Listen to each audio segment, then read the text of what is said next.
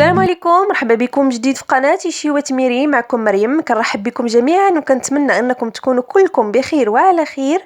بالنسبه لوصفتنا اليوم فانا غادي نقدم لكم او غادي نحضروا مع بعض وصفه سهله التحضير، ما كتحتاج منا بزاف ديال الوقت، بثلاث مكونات اساسيه وايضا بدون دقيق، كتوجد فرمشه العين.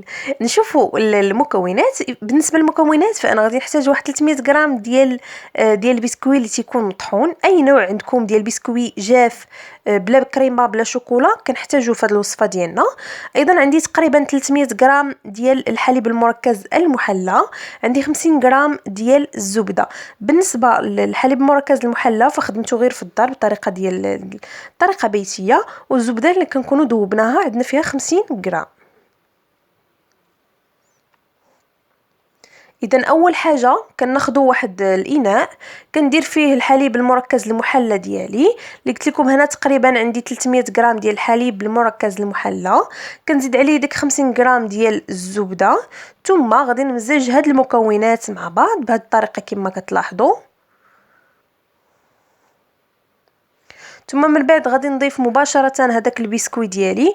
الاهم في هاد الخلطه هذه او الاهم حاجه في هاد البسكوي او في هاد الحلوه ديالنا هو ان البسكوي مع الحليب المركز المحلى ملي غادي نخلطوهم مع بعض ما غاديش نحصلوا على واحد الخليط اللي تيكون يعني قاصح بزاف، خاصنا نحصلوا على واحد الخليط اللي تيكون بحال هذا الشكل. الا نتوما حصلتوا على الخليط بحال هذا الشكل فهذا هو القوام اللي حنا تنقلبوا عليه. حصلتوا على قوام قاصح فكتزيدوا شويه ديال الحليب المركز المحلى حتى تحصلوا على القوام اللي حنا كنبغيوه. كندخلوا هذا الخليط بعدا للثلاجه وتقريبا واحد ربع ساعه، من بعد كنجبدوه فهو كيكون قاصح كما كتلاحظوا. بالنسبه للتزيين غادي نحتاج السكر الاسمر، تقدروا تستعنوا بالسكر الابيض. الحلوه ديالي بعد ما كندخلها للثلاجه فهي كتجمد كما كتلاحظوا، كنتحكم فيها كما بغيت، ماشي بحال الاول كانت شويه قاصحه، كانت شويه جاريه عفوا. دابا شويه كتجمع كما كتشوفوا معايا. كنحاول نشكل كويرات كنفندهم في السكر الاسمر بهذه الطريقه. داكشي باش قلت لكم من الاحسن انكم ديروا البسكوي اللي تيكون مسوس، باش ملي غتزيدوا ليه السكر وغتزيدوا ليه الحليب المركز المحلى غيجي معتدل في الحلاوه ديالو. اذا كما كتلاحظوا معايا كنشكلوا هكا كويرات، كنفند لهم الوجه ديالهم في السكر الاسمر. تقدروا ايضا تستعنوا ما ديروش هذه المرحله ديال السكر الاسمر اللي كنتم كتقدروش على الحلاوه بزاف. اذا بهذه الطريقه من بعد فاش غنخرجها من الفران فهذيك التقبه اللي درنا غادي ندير فيها واحد القطعه ديال الشوكولا كما غتشوفوا الشكل النهائي ديال الحلوه.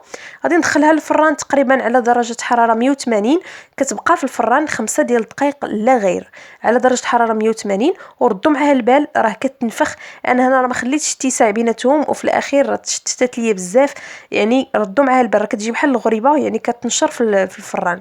اهم حاجه انكم تخليو الفرق بين كل حبه واخرى. اذا غادي ندخلها انا الفران وغادي نرجعوا باش نشوفوا الشكل النهائي ديالها. بالنسبه للشكل النهائي فكما كتلاحظوا هو هذا. انا كي خرجتها من الفران وهي باقا سخونه ما صورتش لكم هذه المرحله.